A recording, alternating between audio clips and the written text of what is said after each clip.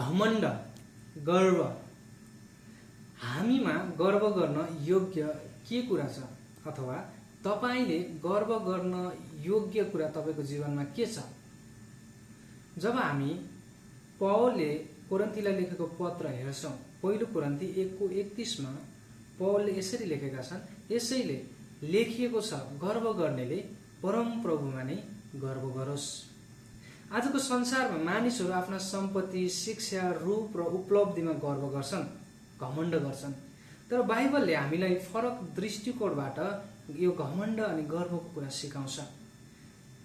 विशेष गरेर हामीले फेर्ने श्वास पनि परमेश्वरको वरदान हो, यो उहाँबाट आएको हो। साँचो नम्रता तब सुरु हुन्छ जब हामी बुझ्छौं कि परमेश्वर बिना हामी केही पनि होइनौं। अनि यो कुरा बुझ्नको लागि मैले उत्पत्ति 2:7 लाई हेर्दै थिएँ अनि त्यहाँ यसरी लेखिएको छ, तब परम प्रभुले परमेश्वरले भूमिको माटोबाट मानिसलाई बनाउनु भयो र तिनको नाकमा जीवनको श्वास फुकिदिनु भयो र मानिस जीवित प्राणी भए। अनि यहाँ विशेष गरेर जब हामी यो पदलाई हेर्छौं, मानव एउटा मानिस चाहिँ धुलोबाट बनेको थियो, निर्जीव, शक्तिहीन थियो जब वो फर्म गरिएको थियो। जबसम्म परमेश्वरले आफ्नो श्वास फुकिदिनु भएन मानिसको जीवनमा, मानिस त्यति बेलासम्म जीवित थिएन।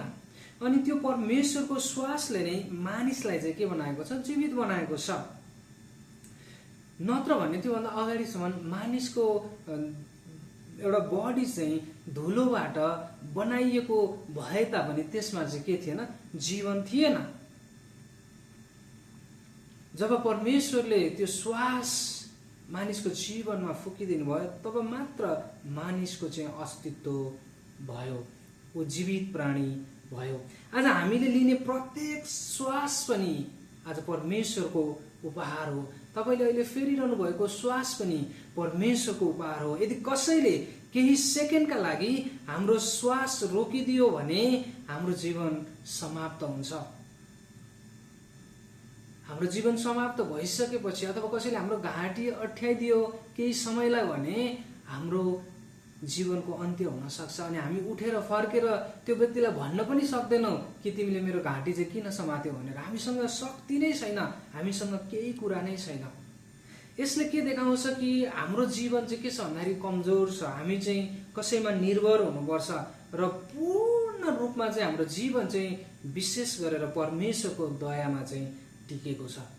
किनभने यो चाहिँ परमेश्वरको श्वासद्वारा चाहिँ के गरेको छ त? चलिरहेको छ। पौलले 1 कोरिन्थी 4:7 मा पनि यसरी भन्छन्, किनभने अरु भन्दा तिमीहरू कुन कुरामा फरक छौ? तिमीहरूसित के छ जो तिमीहरूले पाएका होइनौ? अनि तिमीहरूले त्यो पाएका छौ भने त्यो चाहिँ वरदान होइन जस्तै गरी किन तिमीहरू घमण्डले फुल्दछौ? हामीसँग जे छ, बुद्धि, सफलता, सिप वा प्रत्येक बिहान उठ्न सक्ने शक्ति सबै परमेश्वरबाट हामीले पाएका हौं। त्यो भएको कारणले जब हामीमा घमण्ड आउँछ, आफैमा घमण्ड आउँछौं, हाम्रो घमण्डले आज हामीलाई कतिपल्ट सृष्टिकर्ता हामीलाई जीवन दिनुहुने परमेश्वरलाई हामीले बिर्सन्छौं। तर नम्रताले चाहिँ परमेश्वरलाई चाहिँ सम्झाउनलाई सहायता गर्छ। त्यसो भए हामी केमा गर्व गर्ने? हाम्रो गर्व गर्ने ठाउँ कहाँ छ? हाम्रो उपलब्धिमा गर्व गर्ने हो, हाम्रो पृष्ठभूमिमा गर्व गर्ने हो, वा हाम्रो धार्मिकतामा, आफ्नै धार्मिकतामा गर्व गर्ने हो? कदापि होइन। किनभने परमेश्वरमा नै हामी बाँच्छौं, हिँड्छौं र अस्तित्वमा आउँछौं। परमेश्वरमा नै हाम्रो अस्तित्व छ। पौलले फेरि पनि भन्छन्, यसैले लेखिएको छ, गर्व गर्नेले चाहिँ परम प्रभुमा नै गर्व गरोस्। यिर्मया 9:23-24 सम्म जब हामीले हेर्छौं, परम प्रभु यसो भन्नुहुन्छ, बुद्धिमान मानिसले आफ्नो बुद्धिमा घमण्ड नगरोस्, अथवा बलियो मानिसले आफ्नो बलमा घमण्ड नगरोस्, अथवा धनी मानिसले आफ्नो धनमा घमण्ड नगरोस्। तर जसले घमण्ड गर्छ त्यसले यस विषयमा घमण्ड गरोस्, म परमेश्वरलाई जान्दछु र चिन्दछु र उहाँ त्यही परमप्रभु हुनुहुन्छ जसले पृथ्वीमा दया, न्याय र धार्मिकताको व्यवहार गर्नुहुन्छ, किनभने यिनैमा म प्रसन्न छु, परमप्रभु भन्नुहुन्छ। प्रियहरू, हामी आफ्नै बलमा होइन तर परमेश्वरको अनुग्रह, दया र विश्वास योग्यतामा हामीले घमण्ड गर्नुपर्छ, गर्व गर्नुपर्छ। उहाँलाई हामीले चिनेको छौँ, परमेश्वरलाई चिन्नुमा हाम्रो घमण्ड हुनुपर्छ। अनि उहाँ नै साँचो परमेश्वर हुनुहुन्छ। उहाँ नै हुनुहुन्छ जसले हामीमा जीवनको श्वास फुकिदिनु भयो अनि हाम्रो आत्मालाई, हाम्रो जीवनलाई चाहिँ उहाँले नै उद्देश्य दिनुभयो।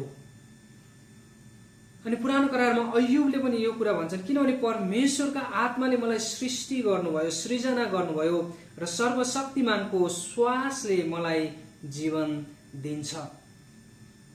त्यसैले हामी गर्व, घमण्ड हामी आफैमा होइन तर परमेश्वरमा चाहिँ तपाईँले मैले घमण्ड गर्नुपर्छ।